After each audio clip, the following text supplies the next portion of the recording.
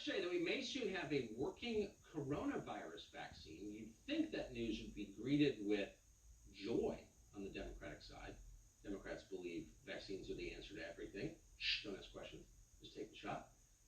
But New York Governor Andrew Cuomo had a very different reaction. He's worked hard to get his state's body count high. He doesn't want anyone, not the White House, not Big Pharma, to get in the way of that.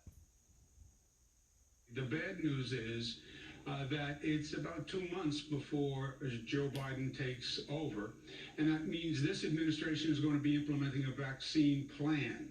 You have 2 months, and we can't let this vaccination plan go forward the way the Trump administration is designing it, because Biden can't undo it 2 months later. We'll be in the midst of it.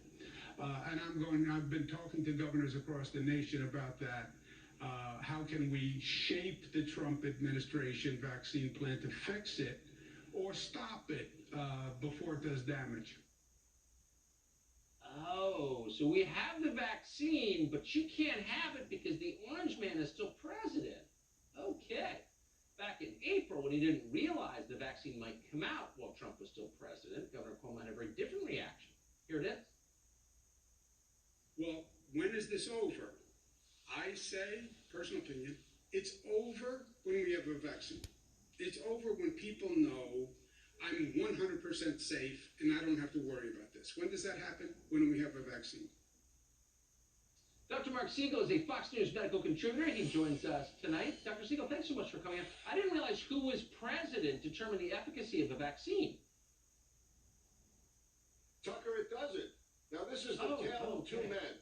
And we're going to start with the first man there, the governor of New York, who is playing politics and is grandstanding and is saying it's bad news on what may end up being one of the most important days in the recent history of science. All of this work coming together, the public-private partnership, making a vaccine, now finding out it's 90% effective in late trials. Such an exciting day, and he's talking about shaping it or possibly blocking it.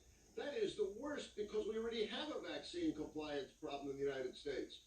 Now, let's contrast Governor Cuomo with another man, a man who came up through the ranks, a man who did it through hard work, nose to the grindstone, didn't inherit it through his family, mind you. And he worked and worked until eventually he became a 4-star general. And then he became the head of supply for the entire armed forces. And then he was tapped by President Trump to become the chief operating officer of Operation Warp Speed. And that man's name, remember this name, Tucker, you know it. It's Gus Perna. And we haven't heard enough about Gus Perna. Let me tell you about him. He's working behind the scenes on a program called Tiberius, where, just like the Roman Tiberius, he's looking at it from a computer point of view. So when the vaccine is deployed, that's right, deployed, he's going to be able to track it. We have a problem with this vaccine. It has to be stored at 80 degrees below 0 centigrade. But Gus Perna's on top of that, and he's working with Pfizer. And Pfizer already has in place the plans for deploying this vaccine, where it's going to go, where the supply chain is going to go. And Gus Perna was asked recently, 4-star general Gus Perna was asked recently, what are you going to do, General, when the FDA gives an emergency approval for this vaccine? And you know what the general said?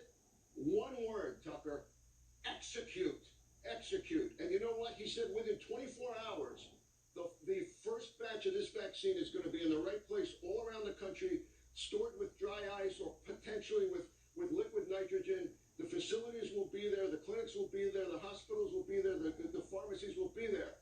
And you know what? I believe him. Now, I have a question for you, Tucker. Who are you going to believe? This governor who changes his mind every second on the political whims, or the general? Tucker, I choose the military in this country every time. Tucker? Dr. Mark Siegel, thank you so much.